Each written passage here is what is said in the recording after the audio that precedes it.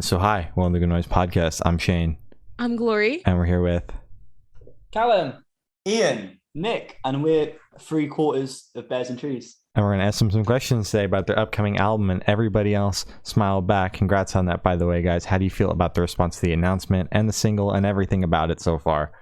It's weird when you say it out loud. You really feel like it's happening, really. Yeah. I'm so psyched because it's very good. And I'm just very surprised that we could make something that I think is this good. Ian historically has hated our music. I hate everything. Oh. No, I'm joking. No, that's not true. That's not Oh, true. okay. I was like, oh, interesting take. Oh, Okay. wow. Wow.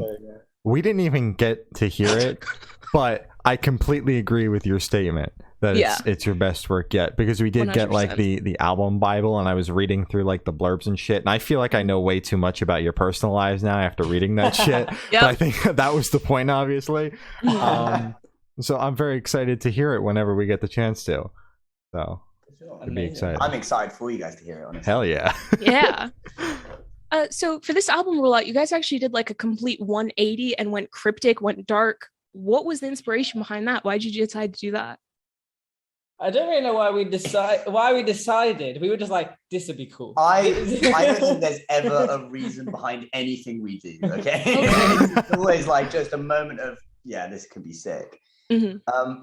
I think the album as a whole is very unified as a piece of it's multiple stories that all kind of derive from similar parts of our lives, and they all fit a similar theme of this kind of this kind of aesthetic of a house party when the world is ending. That's what we were kind of going for.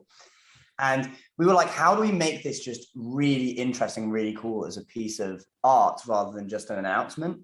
And so that's why I think we wanted to create this world. And we wanted to create a world. So we were like, okay, so how do we create a world? Well, we'll give people little pieces of the album and the aesthetics and the world we're trying to build in the easiest way online, which is making this really interesting website. Yeah.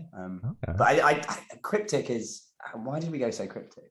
We were just having fun with it. We planned most of it on the tour van while we were supporting No Offense. So while we were driving around, we were just sitting there being like, right, we could do this. Oh, and then that could link to that. And then Ian was drawing flowcharts out. We were like, yeah, that can go there. And it just kind of became too much for us to handle. And we rolled with it. Yeah. And I love how Ian just tried to roll it off yeah, it was a last minute decision.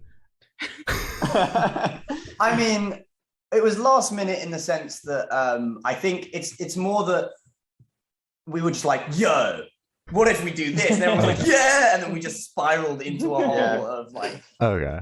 Yeah, we would check our Discord every day to see what kind of wild theories people had developed, and then we'd roll with their theories in whatever we updated for that day. Yeah. So it was still very reactive. We were still trying to have fun with it. And it was very fun. Wow. So the fans kind of helped build that basically. And you're like, oh, that sounds cool. Let's go with that. Oh, the fans were the cipher story is my favorite. So on one day we decided to put out a set of coded messages on our Discord server that had a cipher attached of symbols, and we were talking about it before we put it out. And I was saying that we need to put a code breaker up on the website. It's really easy to find, so people can find it and work out the code. Yeah, because I didn't think that anyone would go out of their way to sort that out. And then you were like, I reckon they're just going to break this code. There are ways of breaking code. Yeah. And you just need one person who's kind of good at that at the Discord server, and they just have sheer numbers. Yeah. And Nick was like, no. I was like, okay, put the code breaker up. They're not going to use it. And they didn't use it. They brute forced an entire code based on 10 words in an hour. Oh my God. It was crazy. I mean, it was so cool to watch. Yeah. But also I was like, use the code breaker. Exactly. We're trying to help you. Yeah. I don't think they quite noticed where it was. It was very funny. But yeah. Wow. But yeah, the fans were really instrumental. I think with this vibe of this house party at the end of the world that we're trying to construct, a lot of it's meant to be the ideas you have of that night, then create that night. And so going for a reactive version of what the fans do, you can just make this kind of it fit to what their expectations and their perceptions are. But also it's much easier for us if we just go with what they're saying. Exactly. Fair enough. So is there any meaning behind the album name or the cover art? Yeah, the album name comes from, it's a paraphrase from one of my favorite books. The book is The Secret History by Donna Tartt. and it's about a kind of like art student in the 80s who goes to university, comes from like a very conservative, like I think farming background, and he ends up joining like a Dionysian Greek death cult. Somehow. Okay. It's a really good book, but the phrase is basically about he goes to a house party for the first time, and he describes the house party as like again it's a paraphrase, but the quote is like, and for the first time I smiled and everybody else smiled back. Yeah. And I just kind of like, when we were spitballing album name ideas, I kind of just threw it out there because I was reading it at the time, and it encapsulated like how we felt about the story. And I think what was interesting about cutting off the I smiled and everyone else smiled back is it adds this ambiguity, because some of the songs are about connection and finding people, and some of the songs are about losing yourself, and it's like you don't know why people are smiling. Is it friendly? Is it malicious? Is it confused? You know? Yeah. That's what I kind of liked about it. And it just sounded so nice. Album art was just kind of following on from that. Yeah, we went for a party in the woods, didn't we? Yeah. Just like filming it, we just like got loads of party stuff, and we're like, and party it in was the great. woods. Unintentionally, we'd been out for the first time in like 6 months the night before. Yeah. So we all had like 3 hours sleep. We were feeling so grim. We lived it. Oh, okay. So can you tell us a little bit about your writing process for this record? Yeah, for sure. This was definitely different to what we've done before. We wanted with this release to write too many songs, and then we can pick the best ones. But in this case, we kind of picked the ones which we thought worked the best together as a whole. So as always, Nick and Ian write the lyrics, and then we just over like a few weeks, perhaps. Oh, and we went away for like a weekend and wrote like a couple songs there, and basically just wrote loads and loads of songs, demoed the whole lot out of all of them, and then we did PowerPoint presentations of each of us had to present a PowerPoint of our ideal album. So tracks on the album, plus singles, plus the order they should go in and the reasons that they should go in. Okay. Ian said lots of motorbikes, Nick said lots of monster trucks. George's was very business. One person actually took it seriously. It was like a parody of like an HR PowerPoint. It was beautiful. He found like a template for like a quarterly meeting online. Oh my god! Wait, did you guys record these by any chance? Because I'm sure your fans would like eat this shit right out. Like if you threw this on YouTube. But it was for us, I think. It was there are some videos of them somewhere. Yeah, I think on my phone. But that was so fun. And yeah, I think in terms of that, the hardest part was like choosing what made the album, because we had 23 songs. Oh my gosh, we had 23 songs. We cut it down to 13. So that was the challenge. I think what was quite interesting about the writing process this time is, in the past, especially with our last few releases, because we've been so kind of all over the place in terms of our literal geographic locations, frequently we'll write a song and then we'll just start recording it because we want to get it out as soon as possible, and we kind of maybe write it on the go. Whereas this one, we sat with the songs for a bit, and then we all played them together, and we were like, okay, so this bit I find a bit boring. I want this to be a bit more interesting to play. And I think that made them more cohesive as songs. I mean, I love everything we've written so far, but this set just feels much more, it feels like a step forward significantly. Yeah. For sure. Wow. And we really tried. We really tried.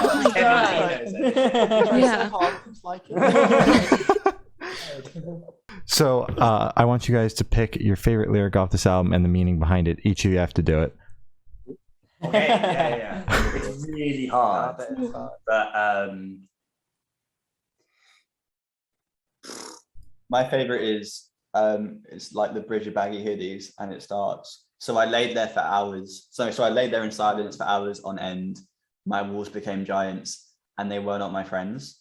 You wrote it. Would you like the story? So I guess give us the story. Tell us. I think it was about a night so me and my friend went to see Modern Baseball, and we didn't know each other very well at that point. So we went out to see Modern Baseball, incredible night. She managed to get invited onto stage to sing. It was crazy. It was when one of these singers wasn't on the tour.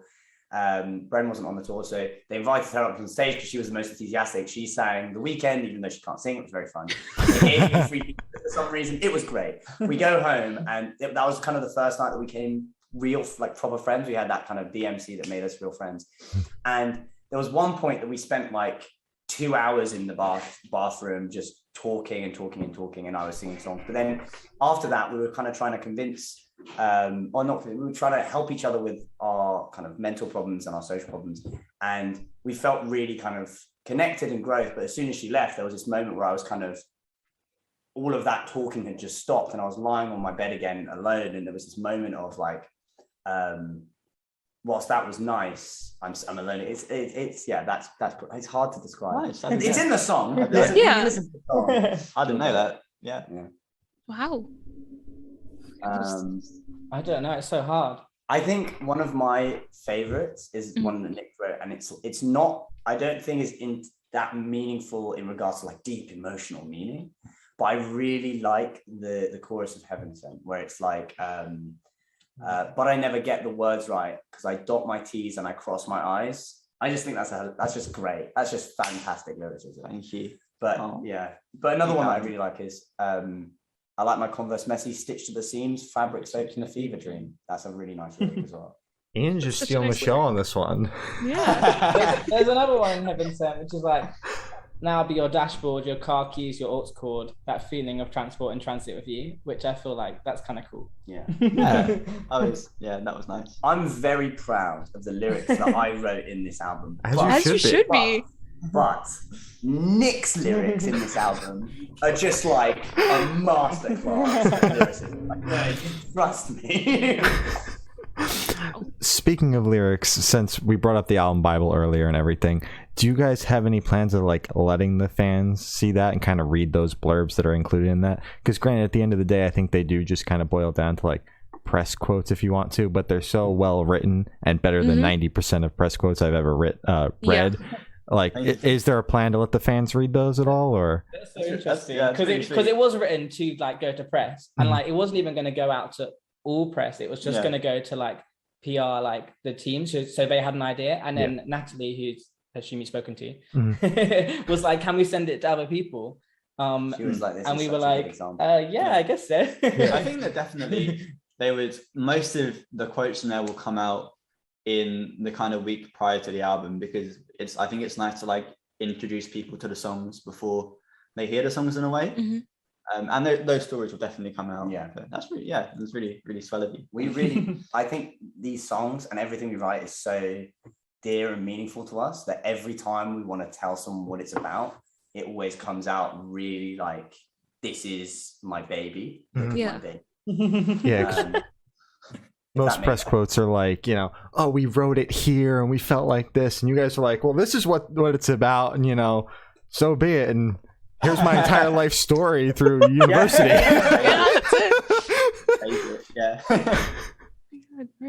So how did the track list come together for this album? Did you write the opener to be opener, closer to be closer, just kind of shuffle it and be like, that's it? Or was it the PowerPoint presentations that made it?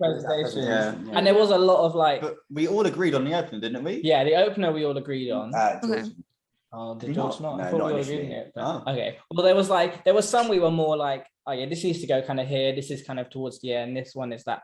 But then there was a long discussion. And I think we like had a track list, which we sat on for like a week, and then we revised it, and then we sat on it again, and it took a while. But we wanted to like lead you on like an album journey through the track list. It's not all like really, really fast and then really, really slow. It's like it takes you on a journey. I think I did actually try and write lyrically. I wrote a song that I was like, this could be a song opener and an album opener, and it didn't even make it on the album.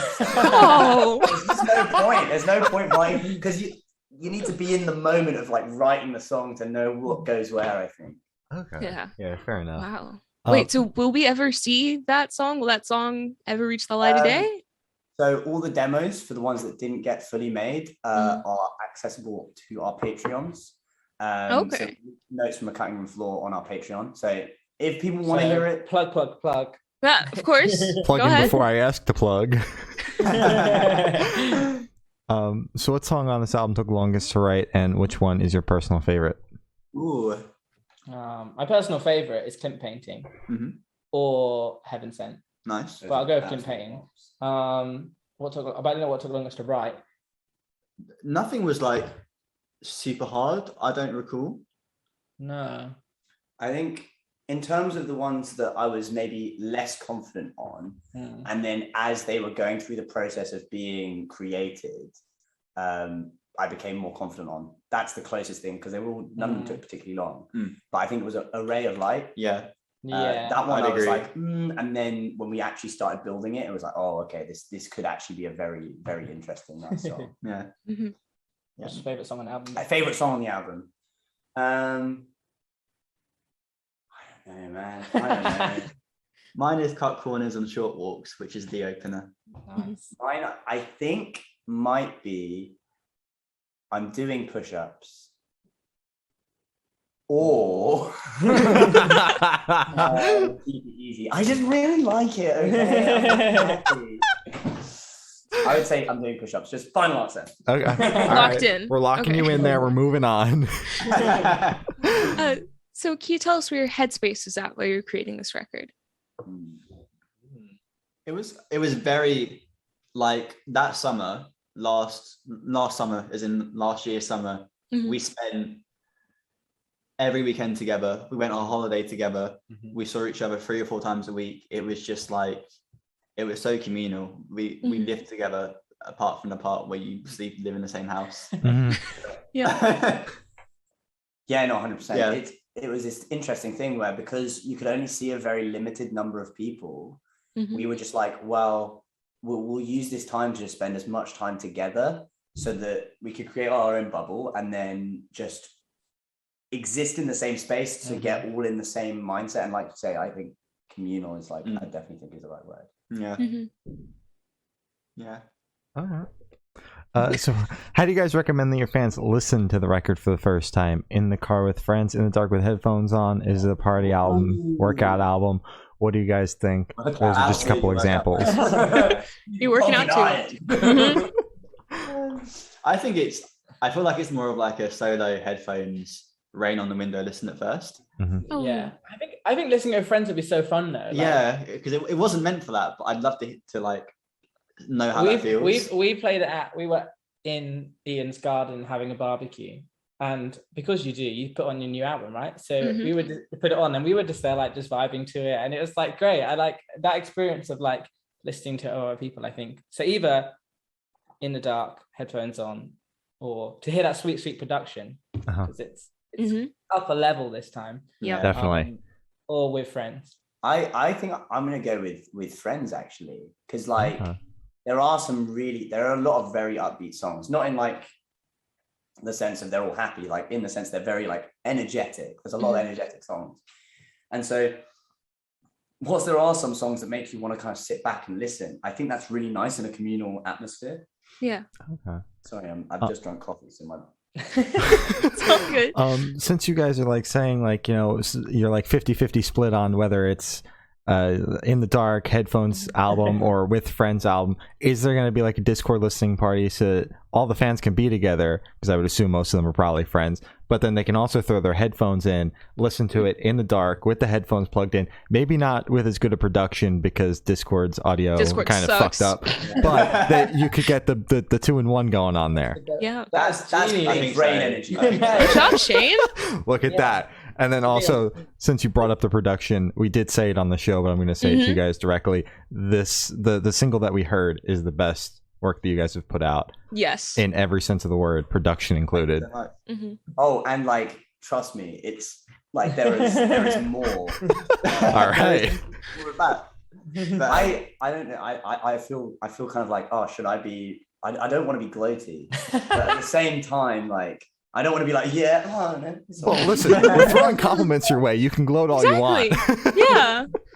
I think we, like, especially in terms of production, like the Alex Art Show, he's produced the album and produced our last EP, just as like blown out of the water, like really gets the sound is absolutely lovely. And like, this is the first time we've had someone who isn't us kind of come to it and put their own spin on it, because he's added stuff that we never thought of, brought ideas to us that weren't on the table beforehand, and that just like completely changes the way you conceptualize your own music. Yeah, for sure. That's really helped. Oh yeah. So this one should be super quick. Off the top of your heads, I want you to describe this album for new listeners in 3 words. All 3 of you have to do it 3 words each. Yep. 3 words each. Yep. Okay. You have to go first now. I know, but I was Let's just go. being like, yeah, it's gonna happen. It's gonna happen. Yeah. All right. Get the beat. Yeah. Okay. Okay. Party. All right. Sad. Oh, Vibes. yeah. Party, Okay. sad vibes. Okay. Party sad vibes. Punchy, experimental, and vibes. Ooh. Okay. Okay. Love it. Campfire, exciting, Mhm. illuminance. Ooh. Is that a word? Ooh. I don't It know. is now. Yeah, It it sounds sounds like a cool. word. Shakespeare of it. God. Dr. Seuss. Oh wait, can I do cat in hat? Yeah, Works hat in too. hat. Perfect. That's perfect. So in that same train of thought, is there a certain feeling you want your listeners to have while going through the album? I really love albums that give people nostalgia for events they Yeah, haven't yep. experienced. Yeah. So if we can do that, I'll be so happy. Yeah. Yeah, I agree. Yeah. Oh, that was it. Okay. Alright. I just want to say for the record, just listening through your discography, that's exactly what you get from me. So congratulations. You achieved that. Yeah. Prepare for more. So while listening through the album, what band or artist influence pops out the most to you guys? Ooh. I want to say like not necessarily like a band or influence, but I think there's more like folk influence on this. I think Mhm. like you definitely, I was a bit as well listening to more folk when we were doing it. So like Bon Iver kind of influences, like that kind of thing. I think they're kind of in there more than what we've done before. Definitely, yeah. But it's interesting because I don't think it's not like folk. It's not No. folk music. Yeah. But No. it's the kind of the essence is kind of there. Mm. I do agree with you. What do you think, Nick? Yeah, I'd agree. But like it also has our heavier songs that Yeah. we've Yeah. written before. So it kind of like, I guess it's like what we listened to when we were growing up, and also the folky influences that people probably haven't heard that are now coming out. It's like a nice mix of both, All right. I think. So we've got the folk songs and death metal songs and everything in between. It's like half deathcore and half like very minimal folk. Okay. All No right. middle ground, like literally 50-50 split. So what is your favorite memory that you guys made while creating this record? Oh, I know mine. It's probably the same. We know ours. So when we went on holiday, we were like a 5-minute walk away from the beach, and it was lovely. It was so sunny outside. It was wonderful. There was a day where we just went to the beach and just had a lovely time hanging out, talking, throwing rocks into the sea. And Callum comes back. It's not that exciting when you say it out loud, but like it's hard to describe. So Callum had only put sun cream on on half of his body Okay. for some reason. No, he didn't No, put no, something he on didn't. any of his body. No, he was just no. lying in the Oh, same right. position. Oh, yeah. So All only day. half of Callum's body was exposed to the sun all day. And we only noticed when we got back inside that Callum had become a drumstick. You might not know. Yeah, like just those sweets that are half white, and Yeah. half bright red, bright pink. That was Callum. It was crazy. It was like, It was really painful. yeah. It was Wear sun cream, kids. What was your memory? Oh, I thought so. Similar thing. We were walking distance from the beach. We went there, and in the evening time this time, watched the sunset. It was a beautiful sunset, and we were just like, isn't it just like so lovely to be alive right now, etc., etc. And then I just looked over to the sea, and there was this seal, like a full-on seal. Oh my was God. Just like surfing out of the ocean, and then just kind of like came up to us. I think it just wanted our food, but like it was just like so chill. It was like, hey, how are you guys doing? We didn't touch or anything because I've heard that's bad, but Yeah. we just like vibe with the seal for a little bit. It didn't chase us at one point. Oh, I think, like I, a think fun I way. think it wanted the food. It definitely did Yeah. you give it some food? No. Good. Tortilla chips are not for seals. Oh, yeah. God. Okay, well, that was a trip. It was a Callum, very your favorite memory. I think I'm gonna go from memory, not from the That holiday. one. Yeah, But okay. there was a bit when we were listening to like the almost like final mixes of the album in the studio. We had Alex on Zoom on like in the corner, and like I think it was cut corners, like just hearing the opening song of the album out those speakers, like where I've written it, like in its basically like final form, was just, and we were all just like, yeah, like, just like this is epic, and we were all just like had an absolute like just partying to our own music. That I think just like, and when we finished listening to all of them, and we all just like sat there in silence for hours and hours. We just sat there for like ages, just like, wow, I'm so happy. We right did now. that. Yeah. Very proud. As you should be. Hell yeah. So since the last time we spoke, you guys have somehow actually gotten even bigger. So what do you think helped with that? And what advice do you think you could give to up and coming artists who look up to you guys and possibly want to do something similar and get the same tight knit community that you guys have somehow grown? Ian? Yeah. Yes. Sorry, I wanted to make known that I wanted to speak. Thank you. I think, like you say, like creating that tight-knit community was so important. So I think we growing up, we've probably said this last time, were really like involved in fandom communities, and we really felt like we were accepted and welcomed in online spaces. And so we spent a lot of time focusing on making sure that our community felt accepted and welcomed and safe, and spent a lot of time just like, just having a good time with ourselves and like showing that to people and just like letting people have like fun. I think I actually put my hand up before it was fully formulated. That was a bad decision, but yeah, focusing on that community and making sure they feel at home, and then when other people come, it's just like, it just feels like a nice space to be in. What do you think? No, I'd agree 100%. I think it's just like never really stopping, like wanting to build that, and always trying to make sure that whatever you're doing, other people feel involved and like can kind of see where it's going and like make the journey with you in a sense. I think that's really important to us, and we're pretty open as a band about like how it all works. So just the transparency and such is really important as well. Yeah, for sure. Okay, so picture this: you're on tour, you're at a gas station, you're going in. What is your snack of choice? Rest stop. At the gas station. Rest stop. Are we in America? Because it's a gas station. Yeah. Oh yeah. You're over here. You're touring the States. Yeah, you're in the US. US of A. US of A. US. We go into a gas station. Am I allowed to drink the gas?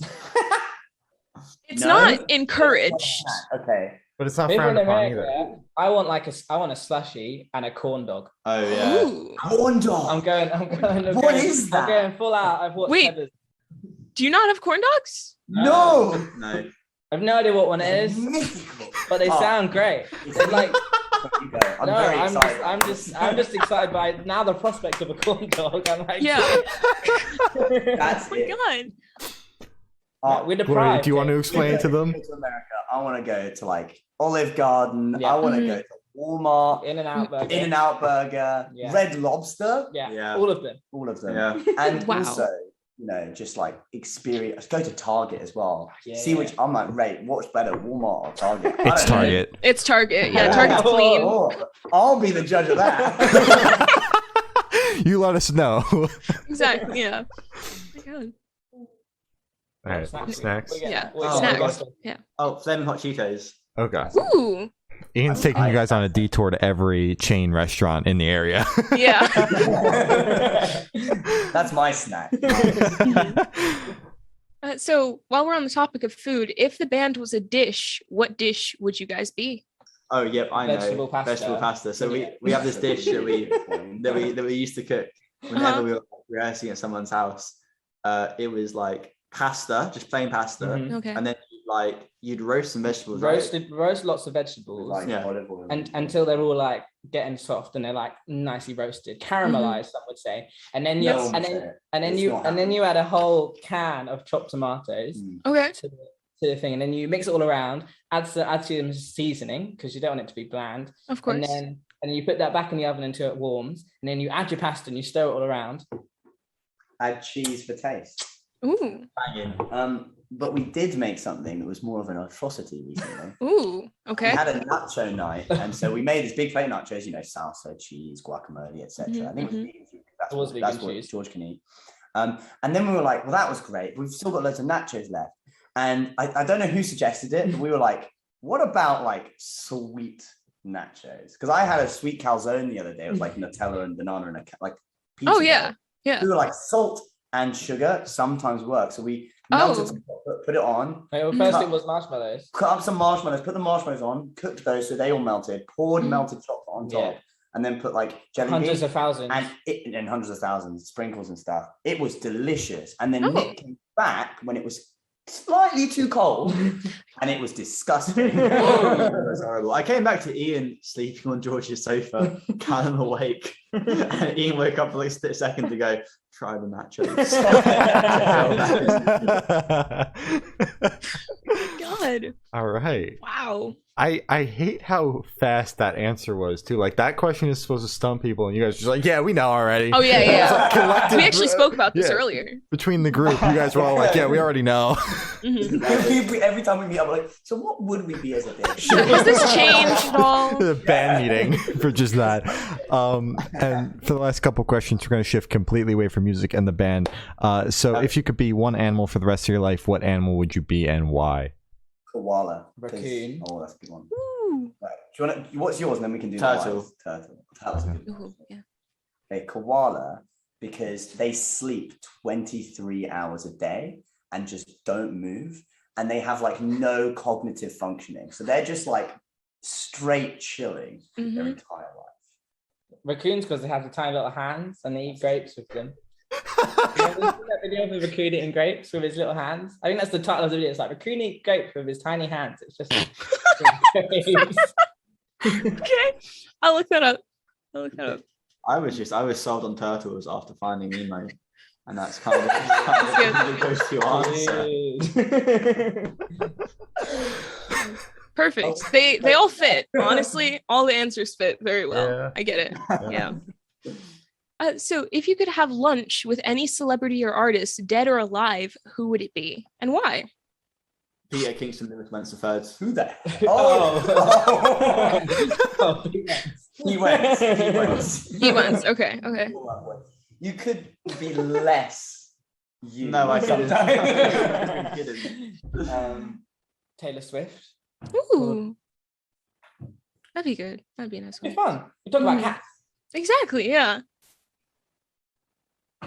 Bon Iver. Not Bon Iver, that's a band, but Justin Vernon. Vernon or Bon Iver. All right. Just because I really want to get into his brain and understand how he thinks. Crawl up his ear into his ear canals and into the brain. Ooh. So for this last question, get into your brain. So for this last question, boom, you're on a desert island. You can bring one movie, one album, and one person. Who and what are you bringing? Cool. Do we all have to bring the same movie, the same album, and the same band? No. No. It's for each of you. The album I think I listened to the most in its entirety, so I guess probably that one is Walk the Moon. I think. Movie which I watched most is Lilo and Stitch. It has to be that. And then person, that's the hard one. Can I bring a cat? Sure. Yeah. Oh yeah, I'd bring my kitten. I'd bring my cat. She's called Kitten. She's not a kitten, but she's small. Ginger and orange? Ginger and white. All right. Oh. Anybody else? Yeah, film-wise, I would bring Castaway with Tom Hanks because I feel like it would be, I was relevant. thinking that, right? Yeah. Might help me out a little bit. Might give you some confidence. Music-wise, I'd bring Channel Orange by Frank Ocean. Oh, yes. Yeah. Beachy vibes. So Person-wise, maybe I'd bring like Elon Musk or Grimes. Whichever one is free. Yeah, whichever one has the time. I would bring Safe and Also No Fear by Slaughter Beach Dog. That's the album. In terms of the movie, I really like films. Let's go for The Darjeeling Limited by Wes Anderson. No, Fantastic Mr. Fox by Wes Anderson. Oh. Really good, that film. And then a person, if you bring like Elon Musk, I can bring Grimes. Yeah. Yeah, that sounds good. All right, perfect. Very good shout. So as I said, that is all the questions we have today. Is there anything that you guys would like to plug? And Everybody Else My Back is out November 19th through Counterintuitive Records, and we're very excited about it all. As you should be. And stream Bears and Trees. Oh yeah. Well, Sweet. thank you for now. This guys, it's been Bears and Trees, and we have been the Good Noise Podcast.